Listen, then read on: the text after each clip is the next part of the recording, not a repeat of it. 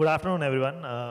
Delighted to be talking to the four of you. I think with just a caveat, we have been spending a lot of time while waiting for this session to happen. So a lot of discussion might have already happened, but we'll try to keep it lively for everyone. And one of the key things which we observed when we were talking was very diverse, very different stories of the brands. And hence, I'll potentially start by asking all of you to introduce the brand and the journey so far in a brief, and then we'll pick it up from there. Yeah? Not good. Hello. Yeah. So my name is Radhika, and I run a company called One Good. We recently rebranded from Good Milk. We're India's largest plant-based company. So we do plant-based dairy. We're going to do meat soon and plant-based nutrition. We've been around for 3 years. And we just want to make plant-based more affordable, accessible, and functional. So that's what we do. Hello. Yeah. Good afternoon, everybody. I'm Harshil Salot. I'm the co-founder of The Sleep Company. And our vision is to be the best comfort tech company by changing the way people sleep and sit. So we have our own patented technology, which is called the Smart Grid. And we've been around for about 2.5 years now, and already trying to disrupt the sleep segment. Thank you. Hi. Hi, I'm Gaurav. I am the founder and CEO of Flow Matress. We're also in the sleep tech space. We're also in the sleep tech space. Yeah. Before I started Flow, I spent about 10 years working at... Yeah, sure. Again, it's... Why am I pressing? Hello? Just use one. So I'm Gaurav, I'm the founder and CEO of Flow Matress.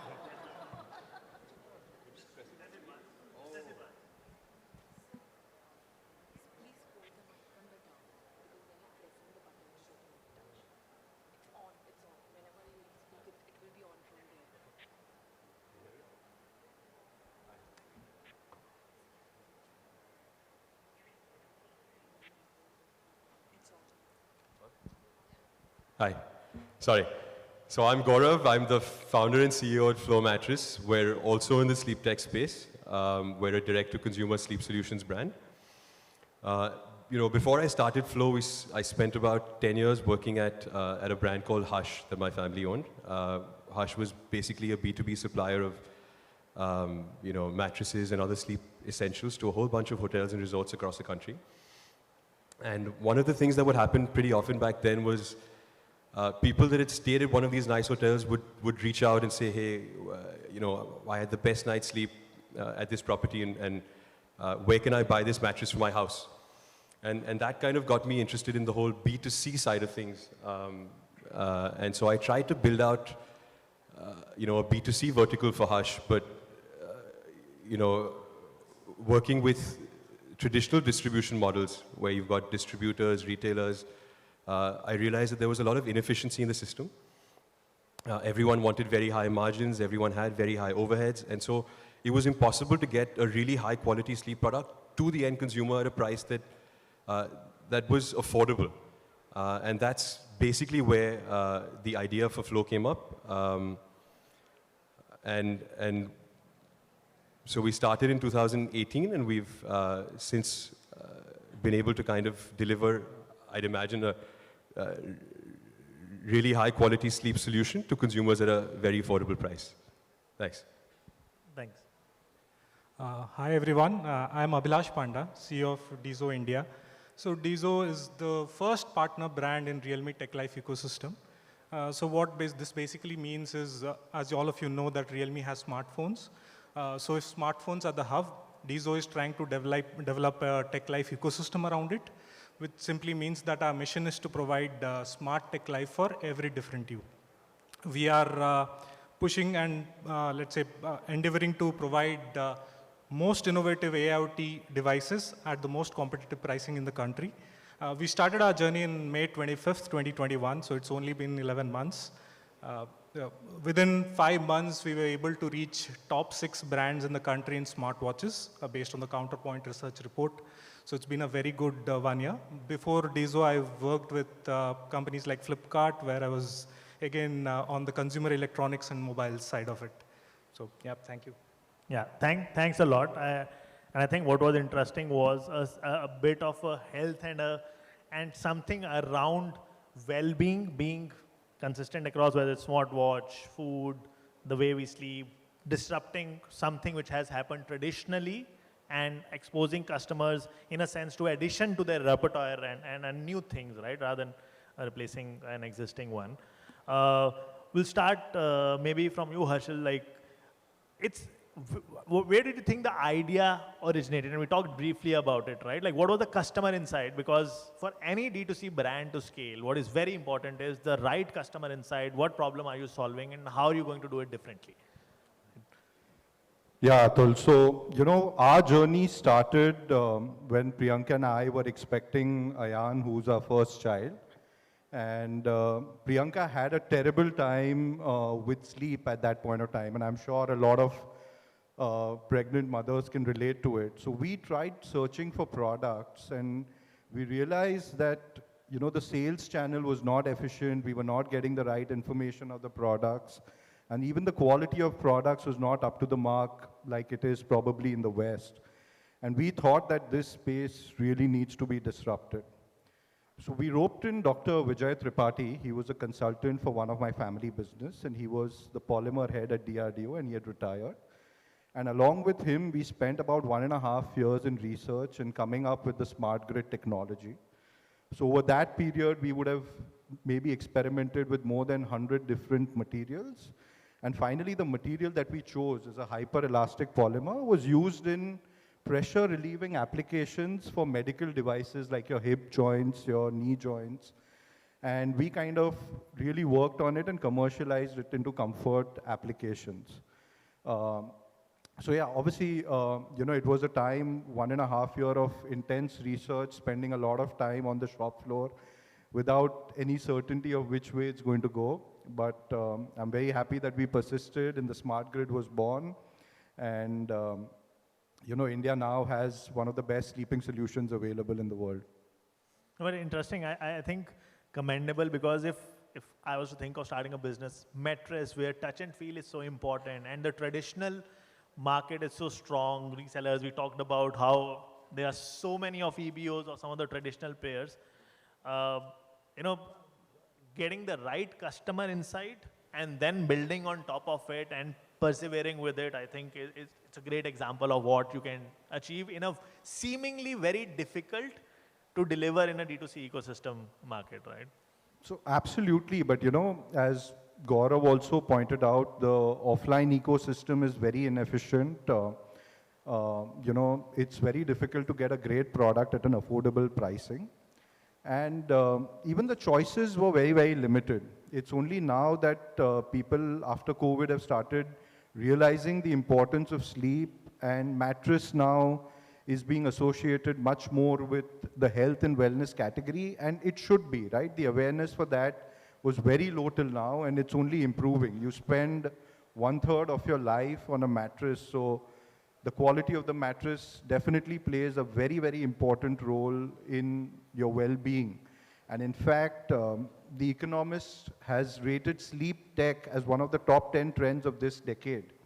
And I think people are going to be spending much more of their energies and understanding and sleeping better. As it is, I don't know if you guys know this, but India is the second most sleep-deprived country in the world after Japan. I took an early morning flight. I can relate to that. Radhika, what about you? Like vegan food, how did the idea come through? What was the insight and how do you differentiate? And how should people who are looking at building brands think of differentiation in a new category like the one you are dealing in? Right. So I would like to start off by saying that everybody at One Good were our first set of customers. And our product building literally goes from what do I need in my kitchen next.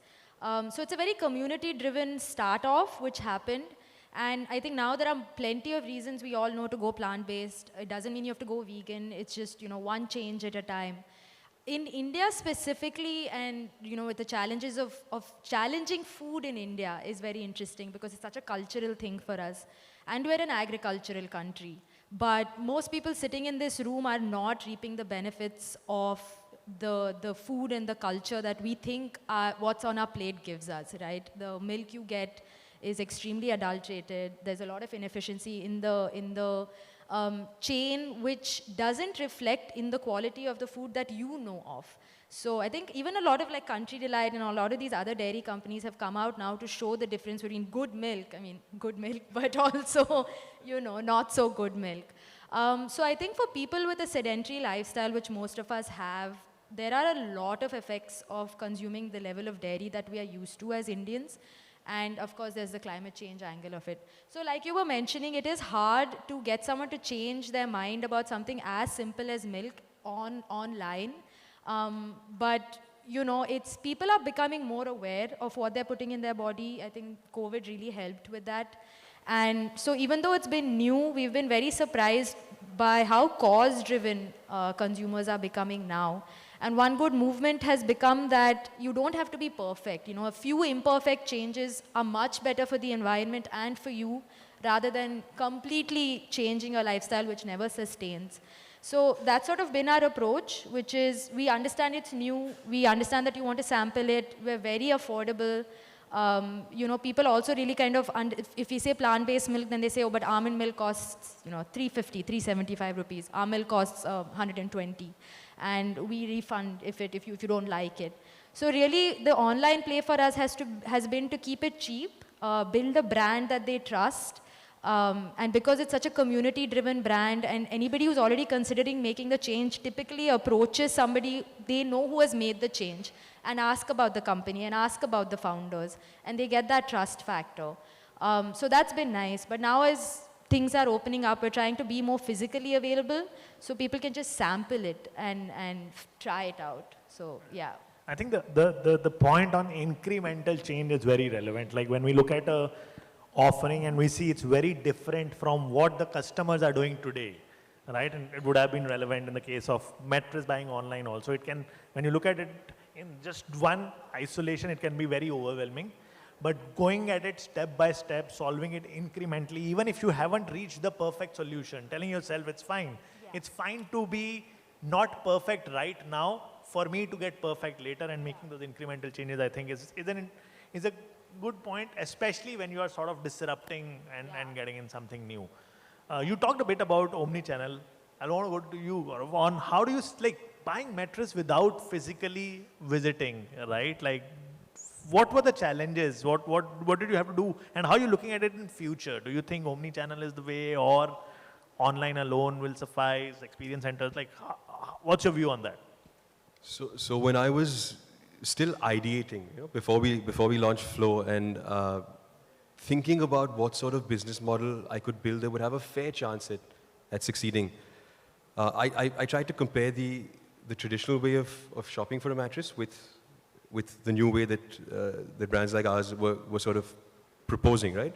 And in every way, we're more efficient. So whether we save you time, think about how you typically drive to a retail outlet, try a bunch of different options, probably get thoroughly confused by the time you've tried the 10th variant on display. Here, the choosing is done for you. You place your order in a couple of clicks. You save a massive amount of time. We save you money because of our direct-to-consumer distribution, right? So the whole supply chain is more efficient. We're giving you free insurance with every purchase, right? In the form of a 100-night return policy, which most people in our category offer. And we're making the whole shopping experience quite fun, because we've seen so many unboxing videos of our customers where they're taking this massive mattress out of this small little box, and the whole family is gathered around to sort of watch this event unfold. So I think in every way, while it's more efficient and more fun, I've also encountered older consumers. I remember there was a doctor couple that I met at an exhibition we were taking part in, in our first year. And the lady said, Gaurav, I've seen your ads on Facebook. And I said, oh, so did you buy? And she said, no. I said, why not? And she said, as much as this sounded really interesting, all of the things I just told you, I save you money, save you time, free insurance. I just didn't know if I could trust your brand with my money because I'd never heard of it before, right? So I think for newer brands like ours, I think that's one of the big challenges is how do you kind of instill trust in your consumer without having a physical presence where they know if something goes wrong, they can come and sort of, make good on whatever promises you've made to them. No, I think interesting point on the customer trust being a key driver, right? Whether it is, I think the brilliant innovation on the 100-day return, and when we were discussing offline, like the percentages of return, I think it's sub 10 as an industry, which is again healthy, right? Especially for the mattress one, when you're saying anytime in the 100 days you can return. But trust, which is, okay, I've discovered it, I'm going to buy it now, and especially when it's a very different product, how does trust play out is important. I think without sounding too preachy, I think the post-checkout experience plays a very important role in that as well, and maybe we'll come to that later on. After you have bought is when the true journey of the trust starts. Till that time, everything was nice, I saw it. Now the proof of the pudding, when I receive it, if something breaks, is when I need the trust element to be the most relevant. But going back to the customer insights and how do you figure that out, question to you, like when you look at the Realme and you talked about the ecosystem of IoT devices, there can be multiple things you can do, right? How do you arrive at which one you want to go about? And it's more for everyone else also in the audience, and as you look at what customer segment do I go to, how do you decide? So, Atul, thank you so much. I think the first thing when we decided to enter the market is we had the backing of Realme. So we had an ecosystem which could easily produce smartphones. But something interesting for all of you, over the last few years, the smartphone market is actually not growing. It's flat. Even though we talk about penetration, increasing internet penetration, but still all we do is sell more premium phones. In unit base, the market is almost flat. Then came COVID, and because of that, what exploded is the wearables market. Why? It's very simple to understand. All of us started working from home. As a company, we're still working from home. We needed to do our daily chores as well as attend office calls. So we wanted multitasking to happen, which men cannot do, but women are better at it. But all of us had to do multitasking, and that became a necessity that you need to have earbuds and neck bands. Plus, fitness became a major concern for all of us. So smartwatches started becoming something which everybody wanted to have. You could measure your blood oxygen, right? During COVID, it was so important to measure your blood oxygen levels, your sleep cycles, your heart rate, your blood pressure, everything can be monitored. Plus, our ability to stay fit, that became of paramount importance again. All of it could easily set targets for us every day, 8,000 steps, 10,000 steps, and that also became very important. So choosing the AIoT market was very important for us because we saw a huge boom. Another thing which is happening also in the market, and that's irrespective of COVID, is we look at smartphones as the hub, while everything else is like a spoke. And in that, it is not behaving like an electronic device category, it is behaving like a fashion category. Why? Because I can sport this watch when I'm wearing black. Tomorrow I want a white watch, I should have one, right? And a watch for everyday look. Similarly, earbuds can also be termed as fashion accessories. So that means that I could have one smartphone, but I can have different wearable devices.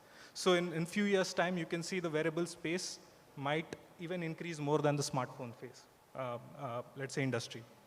So that means if you look at the industry over the last 2 years, the wearables market is growing, almost doubling year on year. So that's why identifying the market is very important. Again, coming back to the core question is, what kind of insight do we pick up to differentiate ourselves? In that space, obviously, there are a lot of mobile brands already trying to make their space, and we don't have that backing behind us. We are like simply entered into that. So specific insights, I would say, let's take an example of a earbud. All of us know that everybody loves bass in India, right? We have Bollywood songs on bass being popular. We could easily put a bigger driver to say that this earbud has got bigger bass, but that would mean that the battery would deplete immediately. So that becomes a concern. So what do? We went into tech, put in a solution in an app where you could go in the DIZO app or the Realme Link app and increase the bass for the earbud. So that's something, let's say, specific insight into earbuds. In smartwatches, I can point out another one. So India as a country, we generally go out a lot. There's a lot of sunlight. So I'm not able to view the screen of my watch because it's smaller. So it's about brightness. So what we do is in every smartwatch that you put, we have minimum 500 nits plus, which simply means that you get the brightness level of a mobile phone that you can increase on a smartwatch also, and equally good. So these are some of the specific insights we're picking up and trying to differentiate ourselves. Other than design is another bit. Like I said, it's becoming more and more fashion oriented, as we call it fast fashion. Every day I want to buy a new stuff. So we're looking at new things like how do we differentiate ourselves in design. So those are few things which you have picked up and trying to, let's say, differentiate in the cluttered market. I think interesting insight on the sunlight one, but even more interesting was the previous one, which when I heard it was more like a tenet. That when I do something, it has to pass the fashion bar, while I am an electronics brand. And defining maybe some of those tenets, which then become the customer insight-driven pieces, really help to keep everything aligned. Moving on, we've had the journey from 1 to 10, right? And it's all about 10 to 100. How do we go about doing that, especially in the context of, and I'll link another question to it as well, we have potentially covered tier 1, right? Like how are you looking at the tier 2, tier 3 opportunity? How do you see that play out for your businesses and otherwise for the entire market? Harshil, we can start with you and then. Yeah, so, I think the skill sets required from moving from 1 to 10 and the skill sets required from moving to 10 to 100 are very, very different. The first step for us is to lay out a vision on how we will reach there. So I think 2-3 things that we are very clear on is we want to be a made in India brand selling globally. So as we speak, we've already started establishing ourselves in a very small way in countries like Japan and Middle East, and we started selling there. The second thing for us is omni-channel, like you said. Whatever said and done, the customer still likes to touch and feel the product, and we are coming up with an omni-channel strategy, which is going to be as efficient as our D2C strategy by changing the business model and catering to customers. So the first step is obviously to set the vision on how you want to reach there. And the second then is to get the right team in place. So, as founders, we spend a lot of our time hiring, and in this market, you know how hot it is and how tough it is to get the right talent. So our role has to evolve over a period of time from managing operations and running day-to-day business to kind of managing the overall strategy and letting and empowering the team to take the decisions. And I think these are the two main important things that we are working on, along with setting up the right processes, infrastructure, softwares to take us to the next level. So compelling vision, and you talked about omni-channel, right, aligning everyone. What are the tier 2, tier 3 opportunities? So currently we have about 30% of our business coming from beyond the top 30 cities in India. And we feel that that segment is growing faster than the normal top 30 cities for us, specifically because the disposable income in those regions is increasing and there is not that much options that they have. But with the D2C revolution, people are much more updated on the latest trends, the kind of products that are available. And we see that becoming a much bigger part of our business going forward as well. Anything you're thinking of doing differently to cater to their needs? Or do you think the value prop and the brand works with them in the current shape and form? So for us, what we're thinking of doing differently is making the offline distribution much more efficient. So if you see this industry, it has more number of outlets than maybe even the fashion industry. The top player in this country sells through a network of more than 10,000 dealers, distributors. And because the average throughput per dealer is so low, they need to incentivize them with very, very high margins, which is ultimately paid by the customer. So we are trying to go and approach this in a very different way by going direct to retailer, cutting out all the middlemen, using tech and leveraging tech in a very, very important manner here. And also coming up with our own company-operated stores, which is not so common in this industry at least. Gaurav, your views on the tier 2, tier 3 opportunity specifically? So with us, I think our average selling prices are probably half of Harshil. So tier 2, tier 3 accounts for about 50%. Good sales pitch, good sales pitch. I mean, look, in our category in general, just disclaimer, when you talk to different brands, you talk to different founders, they're all going to tell you that their product is the most comfortable, right? How do you decide as a consumer? The good thing is, all of us give you a 100-night return policy. So you have the option of ordering every single one and actually deciding which one works best for you and returning the ones that don't, right? So that's my response to that. I wasn't trying to plug anything. But I think for us, I agree with everything Harshil said. I think tier 2, tier 3 is growing a lot faster than the large metros. I think it's a function of just less opportunity for consumers there to spend their disposable income. And the fact that they're just discovering the internet and sort of coming onto the internet where it becomes easy for brands like us to reach them and tell them our story. I think that's what's probably driving this for all of us. Radhika, Abhilash. The 10 to 100 and the tier 2, tier 3. Yeah, so I think 1 to 10 for us, the community drove it. A very strong plant-based community, animal welfare community in the country. 10 to 100, awareness will grow it. There's a lot more science coming out now about climate change, about the effect of climate change, about the effect of the food that we eat on us. So I think that awareness, and that's something my company is really investing on. And of course, we all hear that SEO is the next play and content is the next play. And we do feel a certain sense of responsibility to use that well. So if you look at our marketing messages, it's not about the discounts we're offering, but it's about why you should switch to plant-based, even if it's not us, right? So I think awareness has been driving that for us for the next few months, I would say. And our response to tier 2 and tier 3, we tried it. We are there. Our shelf-stable products, which means things that don't need to be cold chain, we ship it all across the country, and we have a pretty healthy market there. But for us, tier 3 onwards especially has been a very nutrition-focused market. So we build, like, their milk is okay.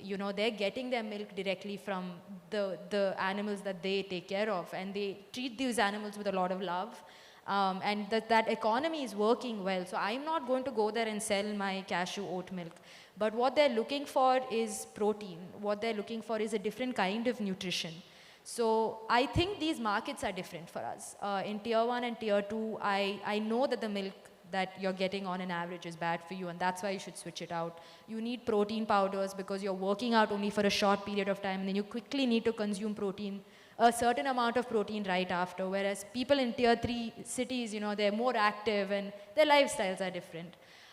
So I think a similar model has actually been adopted by a lot of menstrual hygiene companies, which is to sell based on awareness in tier 1, tier 2, and then do a little more philanthropy on the tier 3, tier 4 side. So, for every menstrual cup that most of these brands sell abroad, they donate one to a woman in a village. So I think that's a bit more of an approach, because I'm not going to go and sell protein powder in a tier 3 city. They're going to laugh at me. So I think interesting. In the morning, I was talking about customers' preferences and insights are the same. You brought on about a very interesting point on the context can be starkly different. Like in tier 1, tier 2, the milk I get, I am not too sure of the quality. In tier 3, I'm milking the cow, so don't tell me about quality. I'm rearing it. So I think I did that. Like your views on, how's the journey goes from? So Atul, I'll start off with tier 2 and tier 3 because I have an interesting insight there. So for DIZO, the first few months, at least the first 5 months, we saw 50% demand from tier 3 and tier 4. Wow. So that's exactly opposite of typically what should ideally happen. I mean, you think of smartwatches and earbuds and you feel that the metro and the tier 1 people will be the ones who will adopt them quickly. But this just shows how, let's say, this country is going and the digital revolution is happening and everybody is adopting into smart devices. So that's really exciting for us that actually we have to work on our awareness levels more in metro and tier 1 because maybe the bigger brands are here and we are a new brand and we need to work on that. So that's one part. If you look at a Redshare report, between 2020 and 2030, 88% of the new online shoppers will come from tier 2 and tier 3. So that's basically just justifies the fact that that's where the next set of growth is going to come for every brand, irrespective of industry. Regarding your question on how do we take the company from, let's say, 10x to 100, we have, like I said, we have been differentiating a little bit on design and we are trying to differentiate ourselves as a, let's say, mixture of tech and fashion. In that, two things are very important. One, we are trying very hard to do is we want to be the first movers in tech. So we want to get the best of tech in the world and produce it in very competitive pricing, offer it in very competitive pricing to consumers here in India. So our mission is to popularize tech among masses. So things like AMOLED screen smartwatches, like the one I'm wearing is an AMOLED screen, we retail it at only 4,000 rupees. So that's the kind of, let's say, tech we want to bring and just make it democratize it for all. So that's one bit of it. Like I said, the other bit is obviously on design, the fashion element that comes in. Hopefully the brand comes in through. We want to differentiate ourselves on the brand front as well. We want to be a cool, surprising, humorous brand which is differentiated from the rest of the lot. Thanks for that. I think just to sum it up together, I think we started off by how to think of when you are looking at building something, the customer insight, and it could be very different from what customers are experiencing today, buying mattresses online or vegan food, equine, etc. But perseverance and the right customer insight and incremental changes rather than saying overnight, I want to disrupt it, potentially works. That will get you to 1 to 10. There's a definite tier 2, tier 3 opportunity. In most cases, it's similar. In some cases, it's starting from there. In some cases, the context is different. How do we play that out will be interesting. I think the other piece which I could pick up was the 10 to 100 journey. Potentially will require a lot of getting the big picture, the big vision of what we want to be. We want to be the good milk, or I want to be the one good for everything, right? What we're discussing. And also, how do you bring in technology and some tenets? I do electronic wearables, but only when they pass the fashion threshold, right? So I'm as much a fashion brand as an electronics wearable. When you start putting some of these into words, you potentially plan to get from 10 to 100. So good insights coming through. One last question for all of you, one by one. One piece of advice for people who are starting to build, right? And on their 1 to 10 journey. One piece of advice from all of you. Listen to your customers. Listen to your customers. I've had, international investors come in and say, sell more milk. They don't understand that you need curd in India. They don't understand that you need ghee in India. And once I build it out, then they'll come back and say, that was great insight. Where do you get that from? And it was the customers. Listen to your customers. There are, your first 100, 200, 300 that will buy anything from you and give you very honest feedback. I think for April Fools, we pretended to have launched a gold milk because, Amul does something called Amul Gold. So we said, okay, we'll also try. And like 50, 60 people came back to us and said, how do I buy it? I couldn't find the link on the website. So listen to your customers. That's worked out amazing for us so far. And I would also say, whoever is not even considering vegan, going vegan, that's fine. But read up the science behind it. There is value in understanding what we're putting into our bodies right now. Yeah, so, one piece of advice that I would give is, think big, take bold moves.